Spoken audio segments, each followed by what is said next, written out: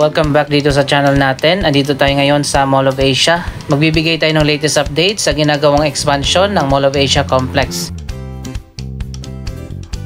Ito na ngayon ang bagong logo ng SM MOA. Last week wala pang kulay blue, ngayon meron na.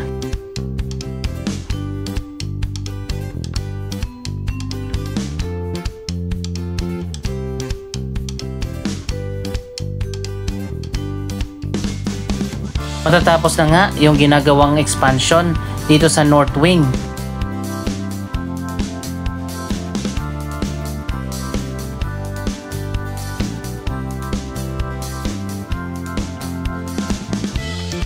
Natapos na nga yung finishing dito sa harap ng mall. Tinanggal na rin yung mga nakaharang dito at malapit nang magbukas yung mga bagong stores at mga restaurant dyan.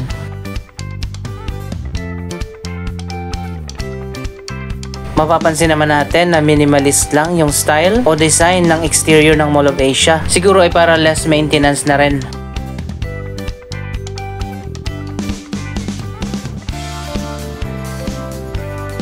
Dito naman sa loob ng mall, ganun pa rin, sobrang dami pa rin ng tao sa Mall of Asia, lalo na ngayong summer.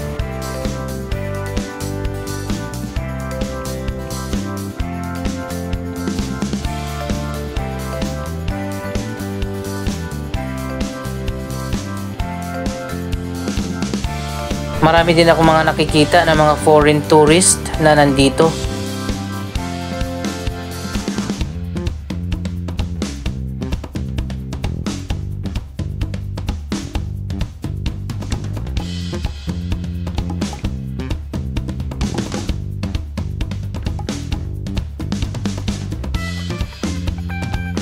Kahit saan ka tumingin, napakaraming tao dito sa loob ng mall.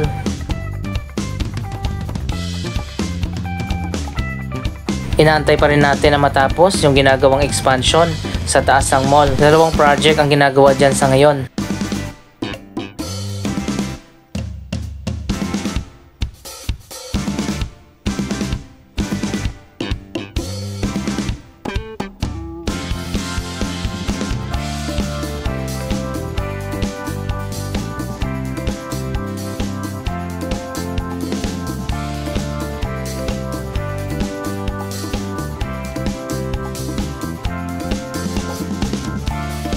Ibang-iba na ang itsura ng Mall of Asia sa ngayon kung ikukumpara natin sa Mall of Asia 10 years ago. Ngayon ay naging upscale mall na ito.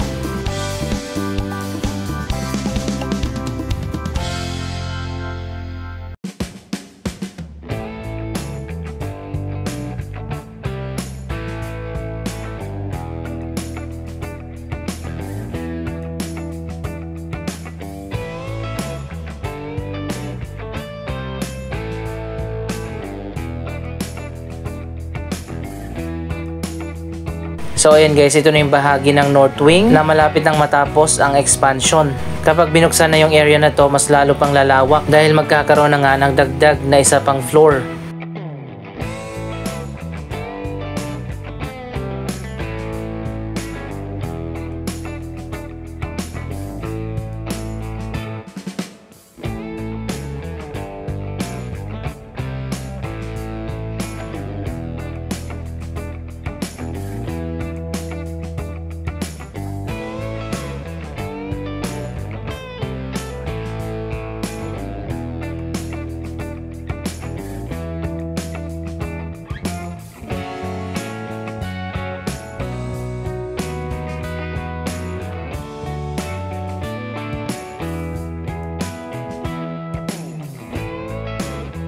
Mas madami pa mga local at international na mga brand ang magbubukas dito sa North Wing.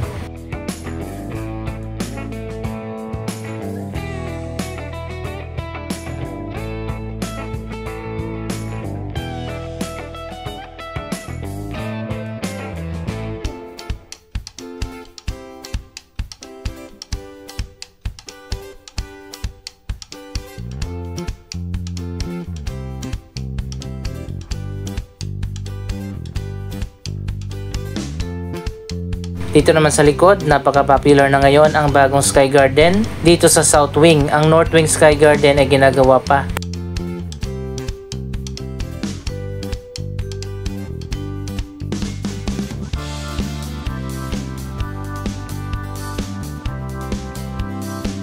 So ayan guys, officially summer na nga. Kaya naman makikita natin napakarami mga tao ang nasa labas at namamasyal sa mga mall.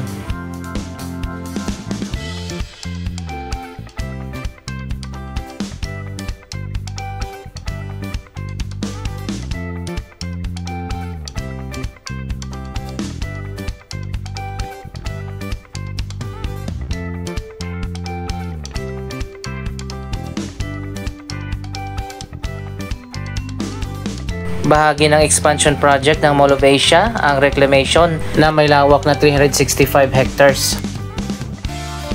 Ongoing na nga ang pagtatambak ng lupa at buhangin dito para mas lalo pang lawakan at dagdagan ang area ng Mall of Asia.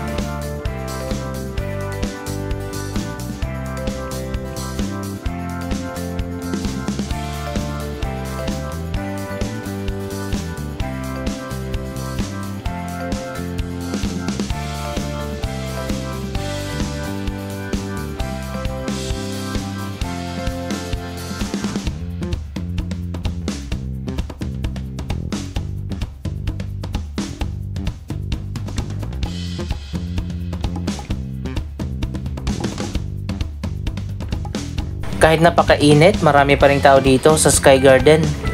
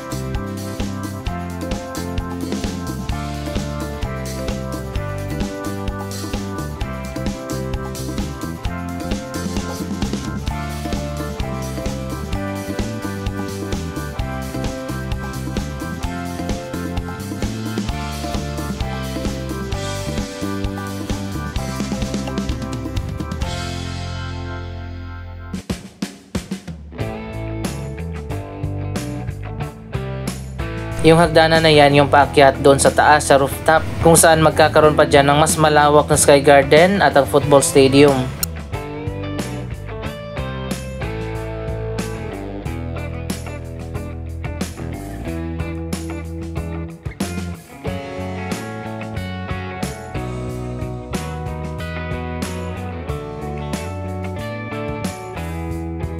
Mamaya pupunta tayo dyan para makita naman natin ang mas malapit ang ginagawang reclamation.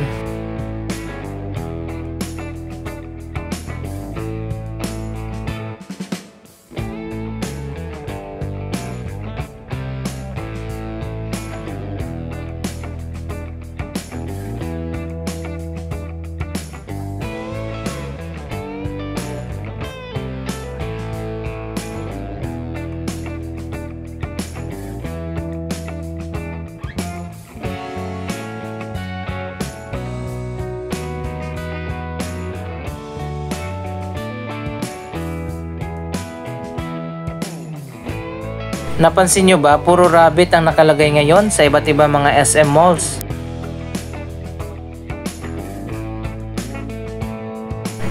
Siguro sa future magkakaroon pa ng annex ang Mall of Asia. Yung dalawang transport terminal dyan sa harap, ding pwede tayuan dyan ng annex building.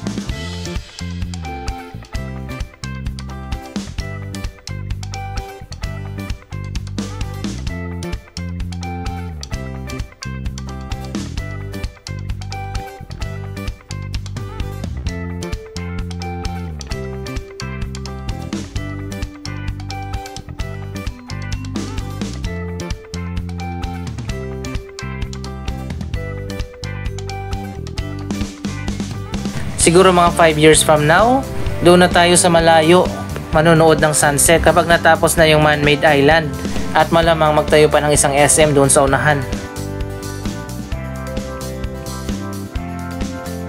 Ongoing pa rin ang ginagawa dito sa likod, ang bagong Sky Garden pati na ang stadium.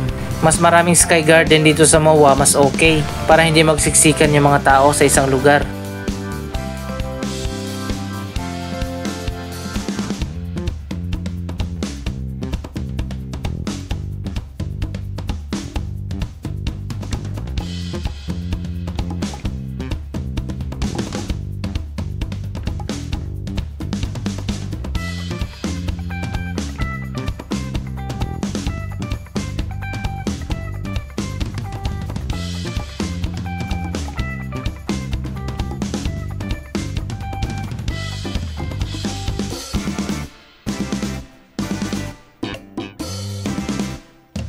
Ano kayang mangyayari dito sa seaside kapag natapos na yung man-made island? Isasara kaya ito, tatayuan ng mga bagong building o di kaya magiging kalsada na ito? Yan ang aabangan natin sa mga susunod na taon.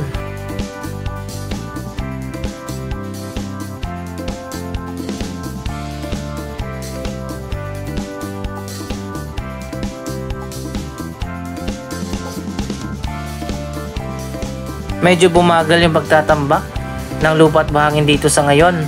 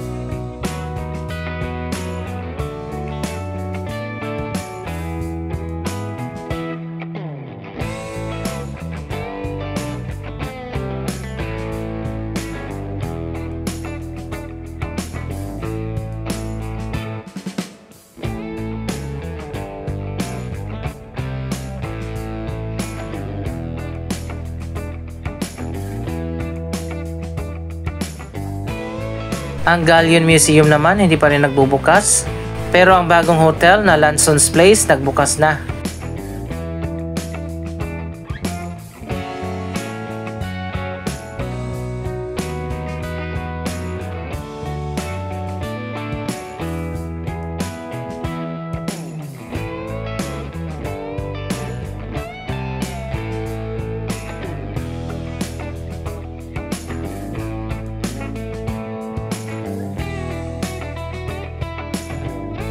Ang ganda pala ng Lanson's Place, may kulay golden ang design.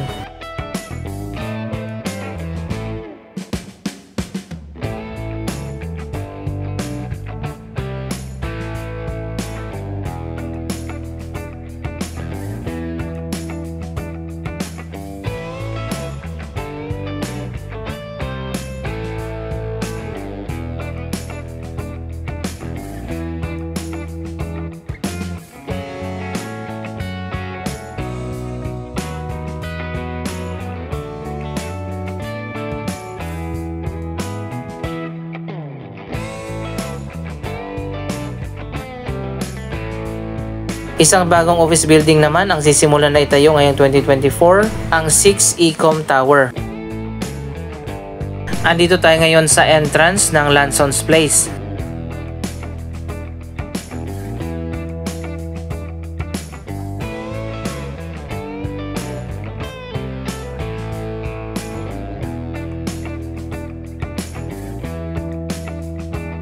Mababa man yung mga buildings dito sa MOA, unique naman ang design ng bawat building.